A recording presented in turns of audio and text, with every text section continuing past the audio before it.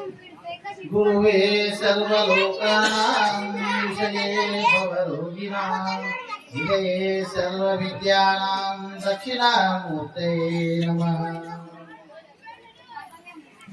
पुन्नालवंशकलशाम्बुधिकैरव्याक्तं पूर्णं दयानिमनन्तगुणैकनिष्ठं राजाधिराजं कुलाञ्चितरत्नसेवं श्रीराजयोगी गुरुमन्त्रतो नमामि।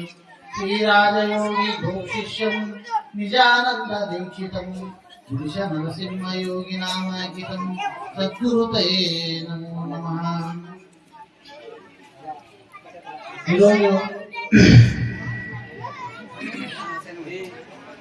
సర్వాధ్యక్షులైన మా గురువు గారికి, మా అమ్మగారికి, వేదిక పైన ఉన్న తిమ్మప్పన్న గారికి, మా సోదర సోదరులను కూడా అందరికీ నా గౌరవశరణంగా నమస్కారం తెలియజేస్తున్నాను.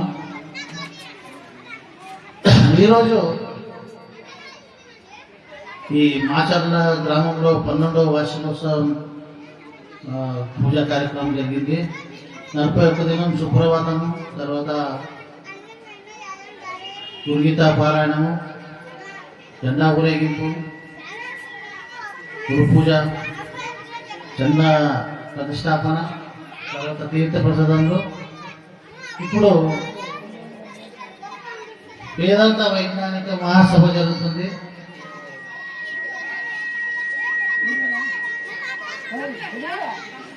ఈ వేదాంత వైజ్ఞానిక మహాసభ అంటే ఈ ప్రబోధ చాలా మందికి సులభంగా అర్థమయ్యే విషయాలు కావు. ఈ దీక్షిత సిద్ధాంతం అంటే సనాతనమైన సిద్ధాంతము. చెట్టు కొమ్మలుగా ఎన్నో పుట్టుకొని వచ్చారు, కానీ ఈ ప్రాంతీయ రహిత ప్రబోధము అందియాలంటే అంత సులభం కాదు. ఎందుకంటే ఎంతో మంది ఏం చేసినా కూడా పుట్టి కోసమే చేస్తున్నారు. ఏం చేసినా, ఎన్ని విద్యలు నేర్చినా, ఈ మంత్రతపములు చేసినా, పంచాంగము చెప్పినా, జాతకము చెప్పినా, వైద్యం చేసినా, ప్రతి ఒక్క విద్య మానవుడు నేర్చుతున్నాడు. ఎన్నో విద్యలు, ఎన్ని విద్యలు నేర్చినా కూటికే, ఎన్నాళ్ళు పట్టినా కాటికే. కానీ కొంతమందిని చూస్తుంటాం మనం, బాధ తాడలేక విషయం దాక్కుంటారు, ఉరులేసుకుంటుంటారు. మనం ఎన్నో వేల కోట్లు ఉన్నది షూ తీసుకుని తెచ్చుకోండి, మనం 40,000 కోట్లు ఉన్నది ఒక నిరోధం కూడా చేస్తాం. ఇట్లా ఉదాహరణ చెప్పుకుంటే మన కళ్ళ ముందు ఎంతో మంది చావు చేస్తున్నారు. ఈ సృష్టిలో బతకడం అనేది చాలా గొప్ప విషయం. అట్లాంటిది మన ఈ ప్రబోధాల ఎంత విశిష్టత ఏముంది, ఉందా లేదా? ఇప్పుడు దుడ్డు సంపాదించడం ముఖ్యం కాదు. దుడ్డు సంపాదించడం చస్తున్నాడు, ఏంటి చేస్తున్నాడు? మరి అన్ని బోధలు మన సాధన బోధలు అయితే కానీ ఎన్ని బోధలు చేసినా, ఎన్ని విద్యలు చేసినా అన్ని దుడ్డు కోసం అయితే, దుడ్డు సంపాదించినా కూడా దుడ్డు పెట్టుకుని కానట్లా మనిషి ఏదో విధంగా నల్లాడి చస్తున్నాడు. ఈ బోధ అంతకు మించి సంపాదన. దుడ్డే విద్య సంపాదన అయితే అందరూ బాగుండే, దుడ్డు వేల కోట్లు ఉండి కూడా ఈరోజు చస్తున్నారు. ఎందుకు చస్తున్నారు? ఆ సావులం కాగా ఈ బోధ తీసుకుంటే ఆ భ్రాంతి రహిత ప్రబోధ ఎలా ఉంటుంది అనేది ఈ బోధ తెలుస్తుంది. ఎందుకంటే ప్రతి ఒక్కరు డబ్బు వెనుక పడితే డబ్బే శాశ్వతం మీద డబ్బు కనిపిస్తున్నప్పుడు ఉండడు కదా, జీవిస్తున్నాడా? లేదు, వాడు కూడా ఏదో ఆతంకంగా పడి చస్తున్నాడు. ఈరోజు మనం చూస్తున్నాం జగత్తులో ఎంతోమందిని.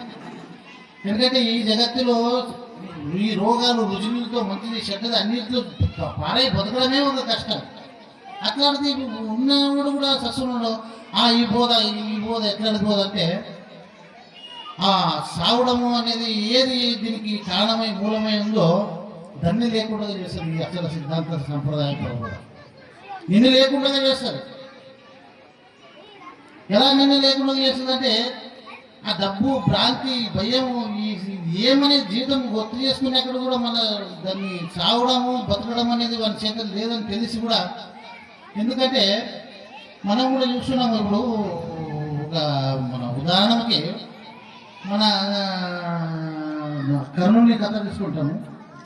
ఉదాహరణకి కర్ణుని కథ, కర్ణుడు ఏమప్ప నా నా బతుకు కృష్ణ పరమాత్ముడు లాస్ట్కి యుద్ధంలో గాలి ఉన్నప్పుడు అడుగుతాడు కర్ణుడు, ఏమి నాది బతుకు, తల్లి పుట్టక ముందే గర్భవతి అయి నన్ను పుట్టించి నీళ్ళు విశ్వ అక్కడ నన్ను విద్య నేర్చుకొని వచ్చి ఏమో చేసి దుర్యోధన సంఘటన చేసి మహావిద్యాలయం నేర్చుకుంటుంటే గురువు ఏదో వచ్చి గురువు కొడితే ఆయన శాపం చెప్పిపోయా.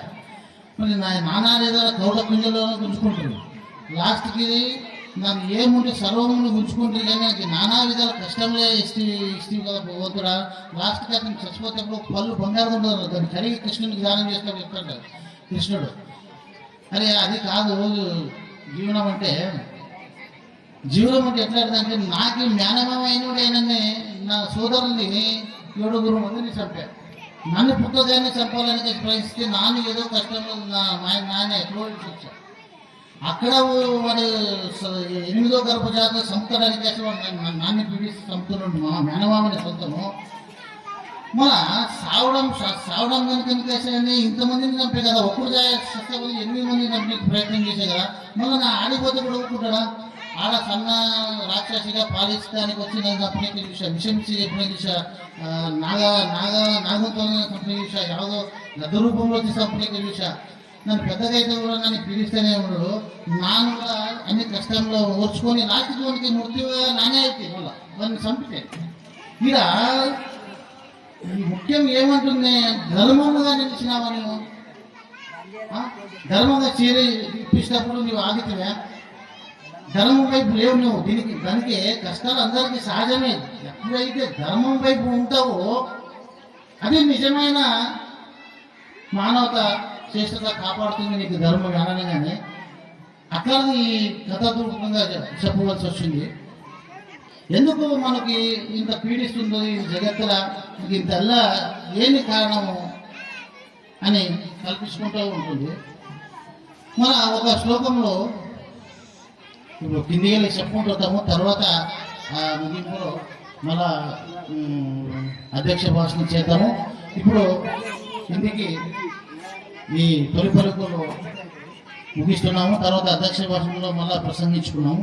ఇప్పుడు ఎందుకంటే నానే చెప్పుకుంటూ పోతే ఏం చెప్పాలనేది నాకు కూడా అర్థం కాదు. అందుకే ఫస్ట్గా కింద ఉన్నోడే ఇచ్చుకుంటూ పోదాము, తర్వాత అధ్యక్ష భాషలో కొంచెం విచారం చేద్దాము ఏమి గురించి కూడా. ఇప్పుడు తేజమ్మ అందరూ చాలా చక్కగా చెప్పినారు. ప్రతి ఒక్కరు వాళ్ళ అనుభవాన్ని బయటికి పెట్టారు, చాలా బాగానే ఉంది. తిమ్మప్పన్న చెప్పినట్లు భ్రమేణహం భ్రమేణత్వం భ్రమేణోపసజం భ్రమణేశ్వర భావత్వం బ్రహ్మమూలం ఇదం జగత్తు అన్నట్లు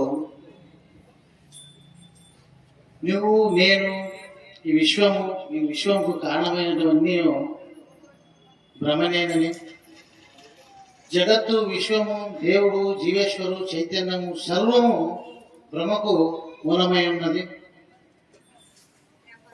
భ్రమ అంటే భ్రాంతి. భ్రాంతి అంటే ఒకదాన్ని చూసి ఇంకొకటి తరించుటే భ్రాంతి అని చెప్పవలసి వస్తుంది. అక్కడ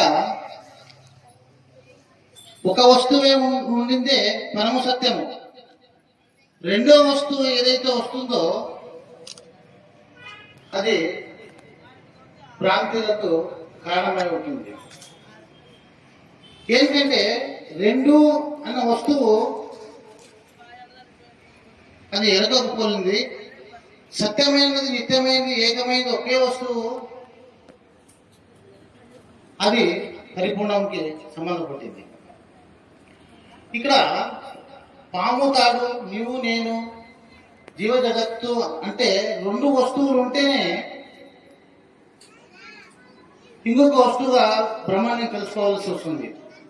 ఎప్పుడైతే అనేక వస్తువులు అని పేర్లు వస్తే అది ఎరుక. ఏకమై నిత్యమై సత్యమై ఒక వస్తువు ఉంటుందో అది పరమాత్మ, అది పరిపూర్ణం. ఎట్లనగా అనేక వస్తువులు తోచిందని శివరామేశ్వరుడు ఒకే మాట చెప్పలేదు. మూలం లేని గుర్తెరిగే శరీరమే ఏమి లేదని చెప్పినారు. అంటే ఏదైతే గుర్తెరుగుతుంది, ఏదైతే విశ్వంకి జగత్తుకి కారణమై ఉన్నదో, ఈ విశ్వంకి కారణమై జగత్తును పుట్టించిందో, ఈ జగత్తుకి సర్వముకు భ్రమణి అని, ఈ గుర్తెరిగే శరీరమే అని శివరామ దీక్షితుల సిద్ధాంతం ప్రకారం చెప్పి ఉన్నారు.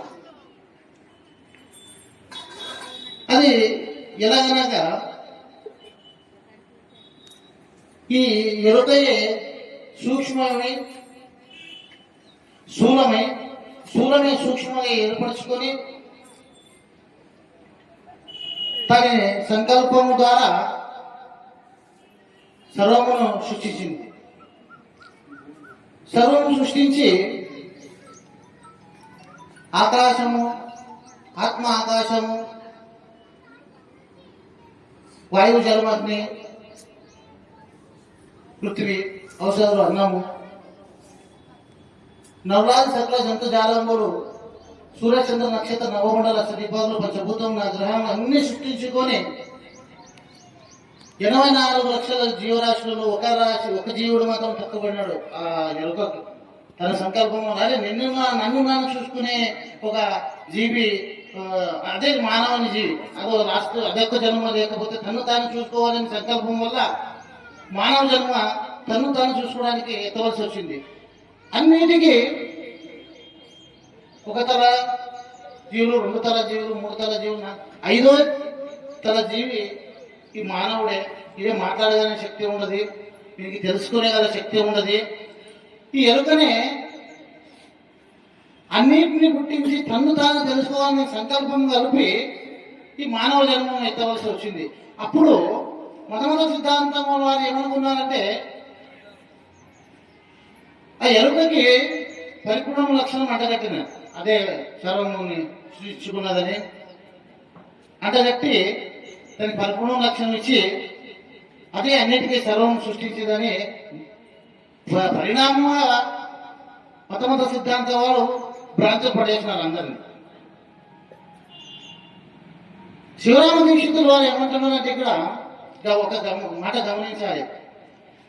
ఆ ఎరుకనే సంకల్పం లేదు, సర్వం సృష్టించి మతమత సిద్ధాంతంలో దాన్నే పరిపూర్ణంగా ఎంట చేసి అదే సర్వంకి ఉన్నదని చేసి తను భ్రమ చెందినారు. 2 విషయాలు వ్యక్తం చేస్తున్నారు. ఈ ఎరుకనే సర్వమని తెలుసుకున్న భ్రాంతి పడేసినది, పరిపూర్ణ లక్షణం దానికి ఎంటగట్టినారు. అదే నేను అనుకున్నది. మాట ఇది సూక్ష్మంగా అర్థం చేసుకోవాల్సి వస్తుంది. ఎందుకంటే సూక్ష్మ గ్రహాలకే కొన్ని విషయాలు అర్థమవుతుంది. ఇక్కడ నేను చెప్పుతున్నది ఎరకద విషయమని. మతమత సిద్ధాంతాలు అంటగట్టినక్కడ కూడా అక్కడ ఎరుకనే తను సృష్టించుకుని నేనే సర్వం అనుకున్నది. ఇక్కడ మతమత సిద్ధాంతాల్లో కూడా దాన్నే పరిపూర్ణ పరబ్రహ్మకి అంటగట్టి అదే పరిపూర్ణము, అదే దానికి మన లక్షణం అంటగట్టి వాళ్ళు కూడా దాన్ని నమ్మించి ఈ మతమత సిద్ధాంతాలందరూ ముంచేసినారు అందరినీ. అలాగా మరి మతమత సిద్ధాంతాలు కట్టేసినప్పుడు కూడా ఈ శివరామ దీక్షితుల వారు ఏమంటున్నారంటే, పరిపూర్ణ ప్రాయం నందు ఎరక పుట్టనే లేదు. ఇది ఎంతవరకు గమనిస్తారో, ఎంతవరకు మీకు అర్థమవుతుందో అది మీ మతలకు సమర్పట్టింది. ఎందుకంటే పరిపూర్ణ ప్రాయం నందు ఎరక పుట్టనే లేదు అని శివరామ దీక్షితులు గుట్టలు పెట్టగా చెప్పినారు. దానికి మూలం కానీ స్థానం కానీ పరిపూర్ణ ప్రాణాలు ఎరక లేదని చెప్తున్నారు. మరి ఎట్లా ఉంటాయి ఎరక? కొన్ని మత సిద్ధాంతం వాళ్ళు ఏం చెప్తున్నారు, ఆ పరిపూర్ణ ప్రాణమే భగవంతుడే దానికి మాయకు లోతుగా కొంచెం శక్తినిచ్చి మాయను సృష్టించి ఆ మాయ వల్లనే సృష్టిని కారణమైనది అని కాసి మత సిద్ధాంతం వారు ఇలా చెప్పున్నారు. నిరాకారమే, నిర్గుణమే, నిరంజనమే అంటే దేహమే లేనివాడు, నటన లేనివాడు, స్తోమత లేనివాడు, మరి ఏ ఇంద్రియంతో పుట్టించా? ఇక్కడ ఇప్పుడు అతనికి రూపం లేదు, నామం లేదు, నేనన్నదు, మరి ఏ ఇంద్రియంలో పుట్టించా అని ప్రథమ సిద్ధాంతం వారు ఏం చేశారు, మాయకి కొంచెం శక్తిని ఇచ్చారు. ఇక్కడ అంతరింద్రియం లేదు, ప్రాణేంద్రియం లేదు, ఏ ఇంద్రియమే లేకుంటే అంతకన్నా మరి ఏ ఇంద్రియంతో ఈ మాయని గుర్తించా ఎరుకని అని ప్రశ్నిస్తే అసలు దీక్షితులు మూలంగా ఇది పరిపూర్ణం పరమాయంలో మెరుగు పుట్టడం లేదంటారు. ఇక్కడేమి మాయకు శక్తిని ఇచ్చారని కలిసి ఈ దిగుబడతారు. ఇక్కడ దీక్షితుల సిద్ధాంతానికి మతమైన సిద్ధాంతాలకి తేడా ఈడ ఉంది. పరిపూర్ణ పరమైన ఎరుకకు మూలం లేదు, స్థానం లేదు, అది పుట్టడం లేదు అంటుండ్రు. ఇక్కడేమి మాయకి పరిపూర్ణమైన శక్తిని ఇచ్చి తన ద్వారా పుట్టిందని. నిరాకారం నిరంజనం నిర్గుణమైనవానికి ఈ అంతరింద్రియం లేదు, ప్రాణేంద్రియం ఏ విషయేంద్రియం లేదు, మరి ఏ ఇంద్రియంతో పుట్టిస్తాడు? ఇక్కడ అసాధ్యం, పుట్టినీకే సాధ్యమే లేదు. ఈ ఎరుక తన ఎందే తాను పుట్టినది, తన ఎందే తాను పుట్టి తన ఎందే తాను చూసుకొని ఇదంతా నేను నా వల్లనే అయ్యింది అని తాను చెప్పుకుంటుండదు. ఇక్కడ ఏం తెలుసుకోవాలంటే ఇక మతమత సిద్ధాంతంలో ఏం చెప్తున్నారు? సత్యమై, నిత్యమై, కేవలమై, నిరాకారమై, సచిదానంద స్వరూప చైతన్యమై అని కలిసి 5 విషయాలు చెప్పినారు. ఇక్కడ సత్యమై, నిత్యమై, కేవలమై, నిరాకారమై అన్నప్పుడు ఈ 4 విషయాలు పరిపూర్ణంగా పోయినవే. ఎప్పుడైతే సచ్చిదానంద స్వరూపము అని అంటారో అది ఎరగకు పోలేదు. సచ్చిదానంద చైతన్యం ఉన్నప్పుడు ఎరగకు పోలేదు. ఎందుకంటే సత్యమై, నిత్యమై, నిరంమై అంటే అది నిష్కళంగా ఉంటుంది. ఇప్పుడు వేలకి లక్షల గ్రంథాలు ఉన్నవి, తెలిసిన వాళ్ళ గ్రంథాలు ఉన్నవి, తెలియని వాళ్ళ గ్రంథాలు ఉన్నవి. తెలిసిన వాళ్ళ గ్రంథాలు ఎలా ఉన్నాయంటే ఉత్కృష్టమే, నిష్కళంకంగా ఉంటున్నాయి. తెలియని వారి గ్రంథాలు ఇట్లాగే చైతన్యమే, సచ్చిదానంద స్వరూపమే, ఆ రూపమే, ఈ రూపమే అని కలిసి వాడు కొంతమంది తెలియని వాళ్ళు జిగబడుతున్నాం తమంతా వాడు. అలా తెలుసుకుంటూ పోతే ఈ ఎరగకు స్థానం కానీ రూపం కానీ లేనే లేదంటున్నారు. కాబట్టి ఆ ఎటువంటి స్థానం అని గురుముఖాంతర సూచన తెలుసుకొని ఆ పరిపూర్ణ పరబ్రహ్మం ఒక ఇంతకుముందు చెప్పిన ఇది అత్యున్నత ఉత్కృష్టమైన బోధ. ఎందుకంటే ఇంతకుముందు చెప్పినాను, ఎంత గడిచినా ఎంత ఇది చేసినా కూడా సస్సునుడుగా మనిషి మన దీనికి ఇంత ఉత్కృష్టమైనది, ఇంత ఉన్నతమైన స్థానం ఎట్లా ఇచ్చినాడు? మరి ఎరుకంటే ఏమి, పరిపూర్ణం అంటే ఏమి, గురు సూచన ద్వారా తెలుసుకొని తను తాను సంతృప్తి చెంది తను తాను లేకుండా చేసుకొని జన్మము సార్థకం చేసుకోవాలని నేను. మరి ఇంకొక విషయం, ఇక్కడ జనులని దేవుడికి ఎవరికి కనరాడని, తనకు నామరూపంకి ఏమి నదన స్తోమత తనకి లేవని. అది నిజమే. జనులు అంటే అతనికి నామం కానీ, రూపం కానీ, స్థానం కానీ, జన్మం కానీ లేదు, అతను పుట్టుకనే లేదు. పరిపూర్ణం పుట్టుక ఉందా? ఆ పరిపూర్ణంకి పుట్టుక కానీ సాగు కానీ రెండూ లేవు. పుట్టు సాగులు ఎవరికి ఉంది? ఈ ఎరుకకే ఉంది పుట్టు సాగు. ఇదే సంసారం అంటే పుట్టు సాగులు అనేదే ఒక సంసారం. పుట్టు సాగులనే అతి ఘోరమైన దుఃఖం కారణమవుతున్నది. మన ఇలాగో మనం ఎక్కువ కూడా సమయం తీసుకున్నాము. అందరూ అన్నిటికీ బాగా చక్కగా చెప్పి ఉన్నారు. మన ఆ గురువు పరిపూర్ణ సచ్చిదానందని అంతు తెలిపేటి గురిని చేరాల అంటే ఇంకా క్వశ్చన్ అనే ఉండరాదు మనిషికి. మొత్తం తెలిసిన ఒక్కసారి కలిస్తే అతనికి దయ వస్తే 6 నిమిషం బోధించు అనే విధంగా తనకి దయ వస్తే మన అంతు తెలిపేటి గురిని చేరాలంట. మనం ఇంకొక విషయం వల్ల అడిగే అవసరం ఉండదు. ఈ నాటకాలు చేసే గురువుతో ఉంటే తెలుగు లేకుంటే తెలుసుకున్న ఇష్టం ఉన్నదానికి తెలిసిన గురువులకి వసూలు జ్ఞానం ఉన్న గురువులతోనే చేరాల. ఇదేంటంటే వాళ్ళు మీరు చేస్తారు, మీరు చేస్తారు. ఆ కళ తెరలేరు. ఇక్కడ జన్మరహితం కాదు. జన్మరహితం అంటే ఉన్నప్పుడు జన్మరహితం కావాలా. ఆ తెలుసుకుని అంతా తెలిపే గురువుని చేరి పరిపూర్ణ గురువు ఒక పాత్రలే ఈ శివరామ దీక్షిత సాంప్రదాయానికి వచ్చిన అందరూ కూడా ఈ ప్రబోధని తెలుసుకున్నారా. ఊక ఉంటే సరిపోదు. ఆ గురువుకి దయావస్థకు నడుచుకుంటూ గురువు పాత్ర అయితూ ఆనందంగా జీవిస్తూ సద్గురుగా జీవిస్తూ ఈ ప్రబోధాన్ని ఇంతలో ముగిస్తున్నాను. ఏ సద్గురు మహారాజుకు జై.